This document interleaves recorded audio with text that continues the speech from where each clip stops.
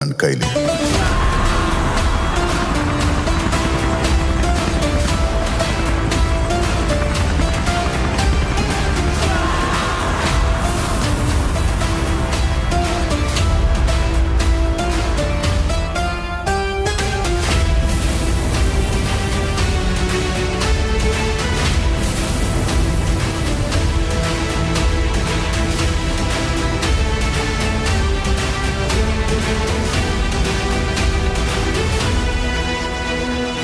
ಅವನನ್ನ KGF ಕಳಿಸಿದ್ದು ಗರುಡನ್ನು ಹೊಡೆಯೋದಕ್ಕೆ, ಆದ್ರೆ ಅವನು ಹೋಗಿದ್ದು KGF ನ ಆಳೋದಕ್ಕೆ.